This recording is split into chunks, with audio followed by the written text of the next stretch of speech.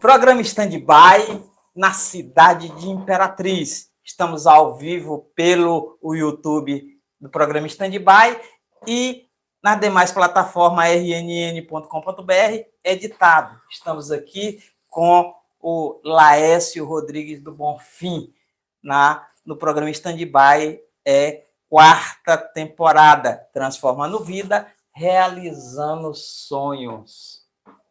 Dá um alô aí para todos os telespectadores. Então, você que está do outro lado da telinha, aqui é Laércio Bonfim. Nós viemos aqui fazer o podcast e vamos responder todas as perguntas que nos forem feitas. Laércio Bonfim, ele já participou há um ano, dia 24 de abril de 2021, ele participou do programa Stand-by. Mas há uma pergunta que sempre é praxe do Stand-by, para saber quem é a pessoa. Quem é o Laércio Bonfim? Laércio Bonfim. Laércio Bonfim é um homem nascido no Piauí, vem de uma família bem humilde. E eu não estou contando minha história para te comover, para tu me apoiar, porque ele tem uma história triste. Não, é a minha vida. Então, eu venho de um lar bem humilde, de uma dona de casa, e depois de um pedreiro, de um açougueiro, de um vaqueiro. Por quê? Porque meu pai fez de tudo um pouco nessa vida para criar a família. Um homem que sonhou a vida inteira em ser prefeito, e para isso ele fez uma grande loucura. Ele estudou para fazer medicina, para tentar realizar o sonho. Meu sonho era ser prefeito. Como eu não tinha dinheiro, a forma que eu achei de realizar o meu sonho foi estudar para medicina, porque eu via que os médicos tinham muita facilidade em estar perto das pessoas, né, em relacionamentos. Então eu digo, é ali onde eu vou realizar meus sonhos, através daquela profissão. Eu não via outra profissão que desse tanta proximidade com o povo quanto o médico. E aí eu fiz essa loucura, eu tinha medo de sangue, mas mesmo assim eu resolvi fazer medicina para poder correr atrás do meu sonho. Era uma profissão que ia me dar a proximidade com o povo e assim eu poderia realizar meu sonho. Eu estive olhando nas redes sociais e pesquisando, eu vi que você fez o lançamento de uma pré-candidatura na cidade de Imperatriz, ainda no ano de 2021, lá pelo mês de fevereiro. Sim. Né? Imperatriz tem uma ligação muito maior com o Laércio Bonfim do que o restante de todos os outros municípios? Olha, se eu dissesse que não, eu ia mentir, né? Eu sou um homem do Sul agora, né? Eu sou um sulista, né? E eu sou era um prefeito sulista. Qual é a nossa referência do Sul?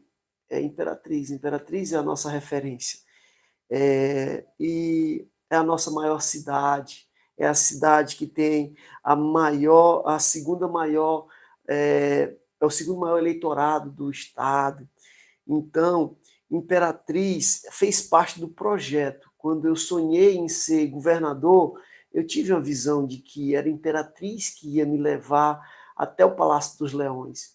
Então, nesse projeto, passava por uma reeleição, e depois da reeleição era uma moradia em Imperatriz. E hoje eu vim para Imperatriz, depois que eu não sou mais prefeito, depois que eu renunciei, agora eu vou dar prosseguimento ao projeto. O projeto é alugar uma casa aqui, marcar território, né, ficar mais próximo ainda da segunda maior cidade do estado, ganhar a confiança, né, mais ainda desse pessoal que passa na rua, buzina, grita, me chama de meu governador, com tanto amor, com tanto carinho. Então eu quero estar mais próximo ainda, eu quero ganhar confiança, eu quero conhecer as ruas de Imperatriz, eu quero conhecer os bairros, eu quero conhecer as famílias de Imperatriz, porque eu sei que conhecendo Imperatriz eu estou conhecendo toda a região tocantina. Outro dia me disseram da intenção de votos da cidade de João Lisboa. Eu nunca fiz nenhum evento em João Lisboa e hoje eu sou o pré-candidato a ser batido na cidade de João Lisboa. Isso é reflexo de quê? Reflexo de Imperatriz, assim como é em Davinópolis, assim como é em Governador Edson Lobão. Então, Campestre, essa proximidade, quando a Imperatriz escolhe um lado, o sul do Maranhão todinho absorve. Então, hoje, o Laésio Bonfim é essa surpresa das pesquisas, porque o sul do Maranhão abraçou a ideia de ter um pré-candidato seu. Os contrastes do Maranhão, como você vem aí da família humilde, vamos dizer assim, da pobreza, e hoje eu estava conversando com uma jornalista da extrema pobreza no Brasil, e especialmente no Maranhão. Como combater e sair dessas 10 cidades que está aí na extrema pobreza a nível de Brasil? Olha, quem norteia essa relação de extrema pobreza, que quem realmente mede a extrema pobreza, quem mede o tamanho da pobreza de um município, alguns índices, né, que são colhidos pelo IBGE, que é o tal do IDH. E o IDH se norteia em um pedestal, um tripé, que é a saúde, a educação e a distribuição de renda. Então, como é que você consegue tirar uma cidade da pobreza? É você investindo em saúde, educação e distribuição de renda. Eu venho de um estado muito pobre, um estado que, às vezes, você viu aquele videozinho, eu narrando a minha vida dentro de um barreiro, fazendo adobo, bebendo com a água barrenta. Aquilo dali foi a realidade da minha vida. Né? Eu venho numa cidade que, quando a distribuição de água cessava, todo mundo buscava água em um poço, eu chamava assim o poço do seu Canuto, né? Que todo mundo ia para aquele lugar para tomar banho, para levar um balde de água, para beber. Então, ali eu vi uma pobreza extrema, grande, as terras fracas, mas eu vi um lugar em que a educação tinha muitas escolas, que a educação era levada a sério. Então, ainda hoje o Piauí é considerado um estado mais rico do que o Maranhão. E por quê? Porque a educação prevaleceu. Quando a educação prevalece, você consegue se livrar da pobreza extrema. E o Maranhão é um estado em que passa político, entra político, chega político, e eles não têm outra mentalidade senão alimentar a pobreza do povo. Porque quando o povo está empobrecido, ele fica mais fácil de se manusear. E o político quer alguém assim, para ele manusear. Os políticos maranhenses, eles não se interessam em que o Estado cresça, eles querem saber se eles crescem. Então você vê alguém nesse Estado, chega à posição de senador da República, não tinha um carrinho caindo nos pedaços, vendeu tudo que tinha para fazer aquela eleição, quando está com 4 anos anda de jatinho, já é uma das maiores fortunas desse Estado, dono de emissoras de TV e por aí vai. Então você vê que a criminalidade ela absorveu a personalidade dos políticos maranhenses. Volta e meia, você vê a Polícia Federal atrás de todos. E hoje a política tá tão feia que as pessoas não têm mais vergonha de entrar num camburão, de ser preso. O político é preso, no outro dia ele está lá fazendo campanha, é recebido em carreatas. A polícia não conseguiu segurar nosso candidato. Então, eles não têm mais vergonha de ser preso. Então, se ele não tem mais o pudor de ser preso, eles não têm mais o pudor de roubar. Então, hoje em dia se criou o político, né, que domina o povo, que tem os seus currais eleitorais. Hoje em dia os políticos maranhenses têm seus currais eleitorais. Então é muito triste viver num estado que é muito rico e conviver com a pobreza. Hoje em dia se vive no estado do Maranhão uma política de pão e circo, literalmente. Você vê o povo meio-dia, né, sendo alimentado, né, numa fila indiana para comprar um prato de comida, comprar não, receber um prato de comida de um real, e vai para a fila, deixa sua esposa, os seus filhos em casa e vai comer na rua, né? E de noite ele vai comer o quê? Né? Aí de noite, o que é que esse Estado está planejando fazer? Regar festas, né? Distribuir bebidas, que é para que o povo esqueça das suas lamúrias, esqueça das suas dores. Andando pelo Maranhão, você viu aí muitas riquezas, tá aí nos seus vídeos, você matando as riquezas turísticas, riqueza mineral, riqueza agro, né? Vai ter até agora Balsas, tem o maior agrobalsa, né? O Maranhão com um dos maiores produtores de soja e o povo passando fome. Como é que vai fazer essa mudança para que as riquezas do Maranhão cheguem aos maranhenses? Olha, isso é uma missão que não é difícil, não é difícil. Mas não é fazendo reformas agrárias que você devolve a terra para o povo, ou divide. Não, você tem que devolver esse povo a dignidade. A única forma de você devolver a dignidade para esse povo é você implementando políticas voltadas ao emprego. O negócio é que nesse estado as políticas são voltadas ao assistencialismo. Bolsa isso, bolsa aquilo, vale gás, cestas básicas. Então, é comida a R$1. Então, eles alimentam os currais através do assistencialismo.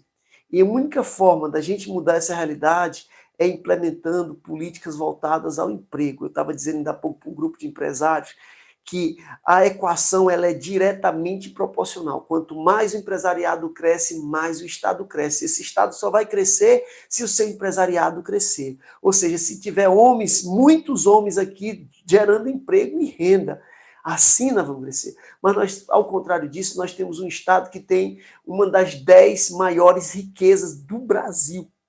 Nesse Estado tem um homem que está entre os 10 mais ricos do Brasil. Então, você vê um Estado miserável, que tem seu povo passando fome, tem a maior quantidade de pessoas vivendo na extrema pobreza, o Estado tem o maior número de pessoas vivendo abaixo da linha da pobreza, e também tem um diferencial, onde tem uma das maiores fortunas do Brasil. Então, você vê que é um Estado em que muitos têm pouco e poucos têm muito. Passando aí desde lançamento da pré-campanha, ainda sem partido naquele momento, e agora com partido também, a cidade de Imperatriz foi privilegiada com o lançamento pelo PSC 20. E agora como é que está daqui para frente? Então, a gente fez a gente estava no AGI 36, né? Aí o AGI não tinha tempo de TV, mas era um partido que nos acolheu. Em seguida recebemos um convite que mais parecia uma cilada para ir para o PTB. A gente ainda colocou o pé no PTB, foi tido como presidente, mas quando a gente viu que era uma cilada, a gente teve que deixar o PTB para continuar vivo, porque você sabe que se você está num partido que o presidente não quer que você seja candidato, você caiu na maior roubada.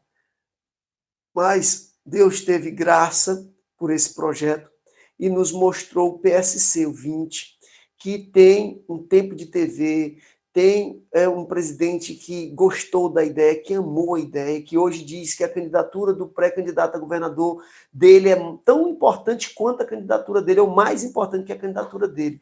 Então, nós estamos num partido em que o Laésio Bonfim é o projeto principal, né? Em que o presidente entendeu que temos um projeto para o Estado do Maranhão, um projeto para desenvolver o Estado do Maranhão, um projeto que é viável, um projeto que está presente em todas as pesquisas, aparece, já não consegue mais esconder a nossa presença das pesquisas.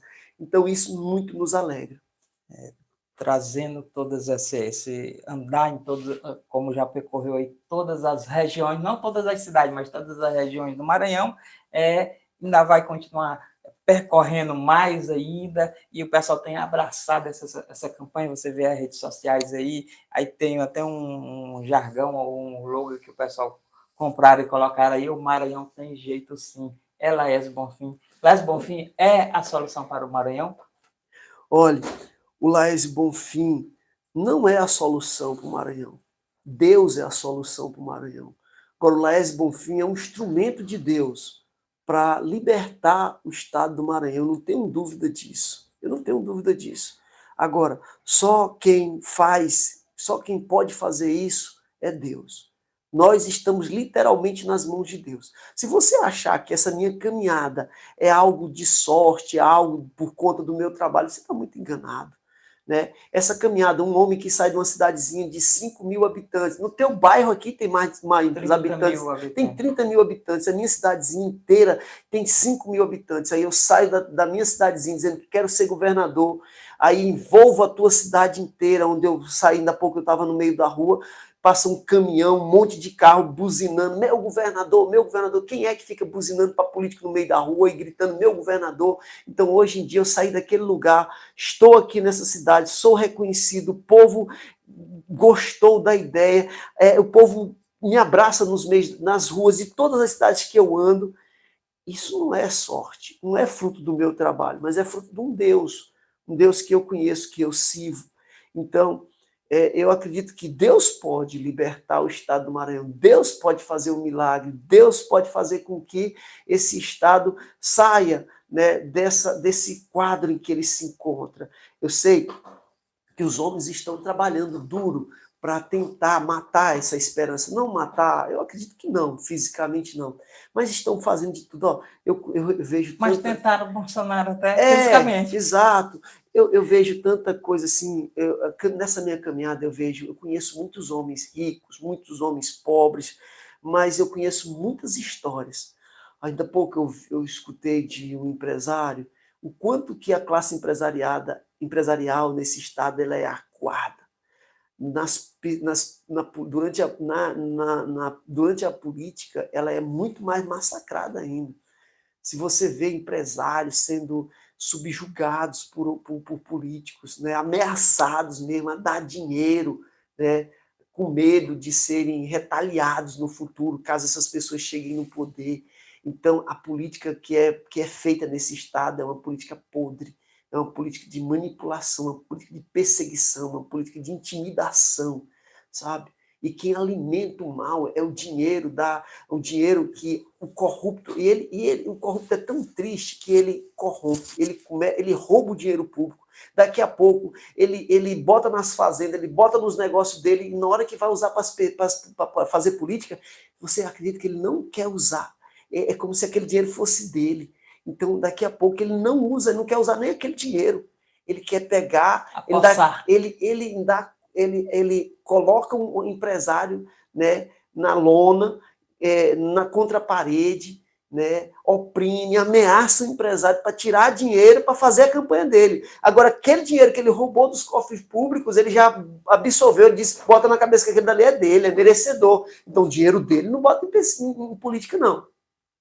Agora do empresário, ele vai para cima, né, ameaça. Então, eu já vi vários empresários dando depoimento sobre como estão sendo extorquidos por políticos nesse estado. E daqui para lá vai ser pior. Cidade de São Pedro dos Crentes, o que é que representa para... Foi lá onde eu realizei meu sonho de uma vida inteira. Eu comecei a sonhar em ser prefeito, eu tinha 7 anos de idade. Eu digo que eu fui o homem que mais demorou a alcançar o seu sonho, né? Eu passei 31 anos da minha vida correndo atrás do meu sonho. E eu tentei lá no Piauí, na minha cidade natal, mas Deus me trouxe para muito longe dos meus. Hoje aqui no Maranhão eu não tenho nenhum familiar, nenhum, a não ser minha esposa e as minhas crianças, que são parte de mim. Então, no mais, eu não tenho nenhum familiar, só eu, minha esposa, minhas crianças e Deus. E Deus me trouxe muito longe, me colocou naquela cidade, ainda botou seu nome, na cidade de São Pedro dos Crentes. Eu fui um homem que nasci no Evangelho, então eu sou crente, né? Desde quando eu me entendi por gente. Deus me fez prefeito na cidade dos crentes aqui na terra. Então eu acho que eu sou um homem muito, muito abençoado. Deus tem muita miséria, foi muito misericordioso comigo. Porque quando eu perdi a primeira vez uma eleição, eu tinha desistido de política. Eu desisti literalmente, mas Deus não desiste dos seus planos. Eu podia até ter tentado desistir, mas Deus não desistiu. O programista de baixo está com um convidado para lá de especial, né? Les Bonfim, aqui ao vivo pelo YouTube e editado nas demais plataformas, né? Então, quarta temporada, transformando vidas e realizando sonhos. Vou entrar nisso. O que é transformar a vida? Les Bonfim, na cidade de São Pedro do Crente, tem transformado vida. Ali uma mudança na educação, mudou o sistema. Como é que é essa transformar a vida, como você gosta de dizer, que gosta de transformar vidas? Olha, eu descobri minha real missão. A vida só tem graça quando tu consegue transformar a vida do teu próximo. Quando eu dizia para minha mãe, eu dizia assim para minha mãe, mãe, será se quando eu for candidato a prefeito, plano de criança, eu dizia quando era criança, mãe, quando eu for candidato a prefeito, eu vou dizer nos palanques que vou pegar meu salário e vou fazer a casa da pessoa, porque eu não tinha casa, nessa época eu não tinha uma casa, era um casebre, era uma coisa assim que a gente não dormia, com medo dela cair por cima da gente. Então eu dizia, mãe, quando eu for candidato a prefeito, mãe, eu vou subir no palanque e vou dizer que vou doar meu salário para fazer casa. Aí o povo vai votar em mim, né, mãe? Aí eu vou ganhar a política fácil. O povo vai acreditar e vai votar em mim. E isso ficou dentro, gravado em cima de mim. Aí uma vez eu fui candidato a vice-prefeito numa cidade. Eu visitando o interior com a minha candidata a prefeita na época, aí eu vi uma casinha tão humilde, eu lembrei da minha. Eu disse, olha, ou que eu perca, ou que eu ganhe a eleição, eu vou fazer essa casinha. E aí eu perdi a eleição. Perdemos por 31 votos. Aí eu voltei naquele lugar e fiz aquela casinha. Na outra eleição, quando eu subia no palanque e dizia, olha, eu vou pegar meu salário e vou fazer casinha, ninguém mais deixou de acreditar. E até hoje, Hoje é uma realidade. Eu nunca tive um salário de prefeito. Meu salário sempre serviu para fazer uma casa, para doar uma casa, para ter uma casa. Transforma a vida. Transformando vidas. Então foi isso que eu quis fazer quando eu era criança. E hoje eu vivi o meu sonho de criança, né? Tem muitos críticos. Essa semana eu vi um ex-vereador da minha cidade dando um depoimento para a turma do Brandão, dizendo que ele nunca doou o salário, porque ele era funcionário público, então ele preferia o salário de funcionário público, médico do IFMA. Aí esqueceu de dizer um detalhe: o salário de prefeito era 14 mil reais, e o salário de médico do IFMA não passa de 5 mil reais. E eu escolhi o menor salário, porque com 5 mil reais eu não fazia uma casa. Mas com 14 mil reais à minha disposição eu fazia uma casa. Ele disse que eu não doei salário e transformava a vida. Dizia, não doou salário, e por que estava sobrando os 14 mil reais? Né? Não precisava levar para a Câmara, precisava. Dinheiro público tem que ter uma missão, ele tem uma missão. Tem que ter um projeto. Para você colocar o dinheiro público, ele nunca foi gestor, o vereador nunca foi gestor, não tem noção das coisas. Né? Mas se bem pensar, dinheiro público, ele é igual numa cidade. Por isso que eu sempre contesto isso. Quando diz que eu não tenho capacidade, eu tenho capacidade porque o dinheiro público ele é igual. Tanto para um prefeito de cidade pequena, média, grande, como um governador, para um presidente da República. O dinheiro é o mesmo, o dinheiro público é o mesmo. O dinheiro público não é para ter rendimento.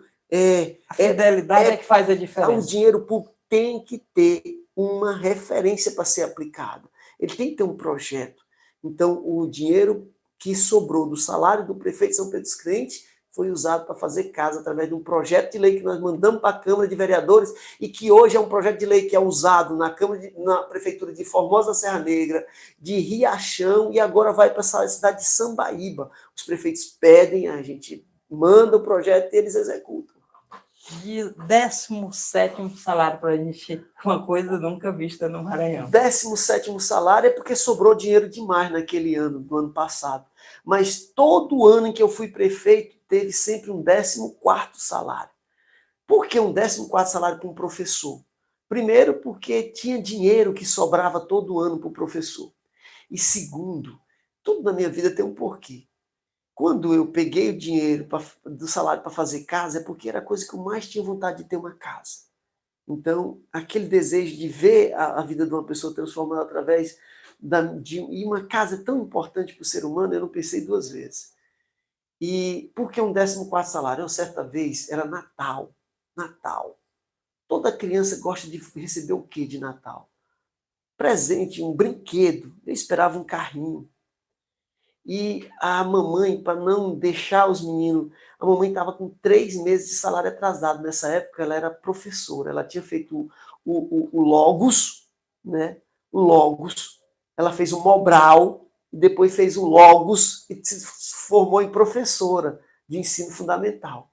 E a minha mãe foi contratada pelo Estado, naquela época não tinha concurso, era contrato, né? E aí a minha mãe passava 4, 5 meses sem receber salário. Então, naquele Natal foi assim diferente de todos, que eu nunca vou esquecer. Naquele Natal não tinha presente, não tinha como a mãe comprar presente, ela comprou um pacote de biscoito recheado, dividiu em 3 pedaços e botou debaixo da cama e da rede dos outros que não tinham cama, para que não passasse em branco aquilo dali. E no dia seguinte nós comendo aquelas bolachinhas recheadas, que naquela época era muito bom. Aquela bolacha recheada era luxo. Então foi um presente que minha mãe conseguiu comprar. E aí no outro dia amanheceu, a gente via as outras crianças brincando de carrinho e tudo mais. E nós não tínhamos brinquedo naquele dia. Eu fui, quando eu parei, para ver a realidade, porque minha mãe não tinha recebido salário. Por isso Então, que vem a valorização aí, do valorizar profissional. o professor, para mim também, foi... 33,24%. Sim, desde fevereiro, que todo professor lá já recebeu o seu aumento salarial. Mas eu valorizo o professor por essas e por muitas outras coisas. Foi o professor que mudou minha vida para sempre. Depois que eu me tornei um médico, nunca mais eu passei necessidade nenhuma, nem eu e nem a minha família. No meu primeiro salário, a vida do meu pai mudou para sempre, porque eu já fiz a casa do meu pai. Ele já tinha uma casa decente para morar. Com o meu primeiro salário, e depois como os salários de médico, o meu irmão pôde ter uma casa. A minha irmã, antes mesmo de me formar, já trabalhando dando plantões, antes mesmo de sair da faculdade, eu já dava plantão como doutorando, e eu já estava ali, já estava ajudando o meu irmão. Meu irmão já estava comprando a casa da minha irmã, perdão. Então, cara, não tem coisa melhor do mundo do que a educação. A educação muda a vida, transforma vidas. Agradecimentos finais aí, e o que o Maranhão pode esperar de Laércio Rodrigues do Bonfim? Olha, eu queria dizer que o Maranhão, ele tem uma chance nesse momento, uma chance de criar uma ponte entre o passado e o futuro. Não é querendo ser mais do que ninguém, mas eu me sinto mais do que preparado, capacitado para fazer uma ponte entre o passado e o futuro.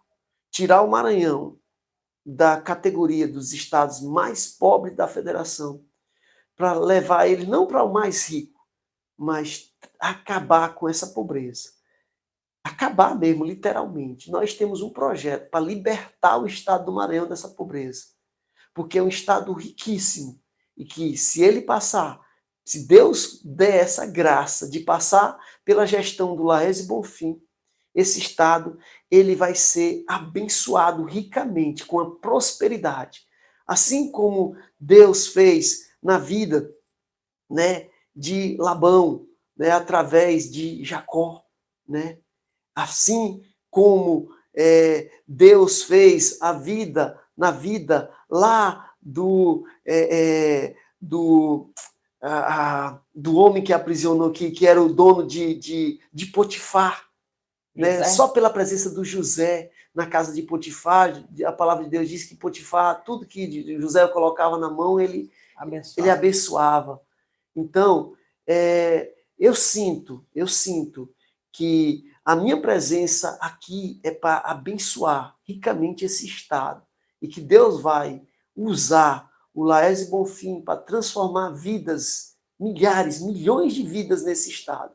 E Deus escolheu esse estado porque esse estado ele gosta de pegar as coisas pequenas para mostrar para as grandes que ele é Deus. Ele gosta de pegar o pequeno, ele gosta de pegar o menor, ele gosta de pegar o mais frágil, o mais pobre, o mais insignificante, para mostrar para as outras pessoas que ali tem um Deus, só Deus para fazer isso. Então Deus olhou para o Maranhão e olhou para o prefeito da menor cidadezinha desse estado e disse, e vai fazer dele governador. Eu não tenho dúvida disso. Deus vai fazer do ex-prefeito de São Pedro dos Crentes governador desse estado. Esse estado nunca mais vai ser o mesmo, porque Deus vai colocar as mãos nesse estado como nunca e vai mostrar que ainda existe Deus sobre essa terra. E essa terra vai ser próspera, que as outras terras vão olhar para cá e vai dizer como que um estado mudou tanto, tanto, em tão pouco tempo. Aí vão ver que tem um Deus que ainda zela por seu povo. E atrás desse Estado vai ter um governo de justiça, que vai fazer justiça, e que vai ter um povo que vai se alegrar e vai ter orgulho de dizer, eu agora tenho um governador, o Estado do Maranhão agora tem um governador. E no mais, eu queria agradecer a todos vocês que estão do outro lado da telinha, que vão ouvir, vão ver esse depoimento, essa entrevista. Eu queria dizer para vocês da minha alegria de estar hoje andando pelas ruas do Maranhão, vendo tanta felicidade no olhar das pessoas. A esperança está nas ruas do estado do Maranhão. A esperança está viva no olhar do maranhense. O maranhense hoje olha para o Laércio Bonfim com um olhar assim, de esperança, como nunca ele enxergou num político. Né? E eu estou preparado e não vou desapontar. Pelo contrário, o povo que vai apostar no Laércio Bonfim vai se orgulhar do governador que ele vai colocar no Palácio dos Leões. Programa Stand-by, 4ª temporada. Agradecemos aí a presença do pré-candidato a governador do Maranhão, Laércio Rodrigues do Bonfim. Programa Stand-by, transformando vida e realizando sonhos.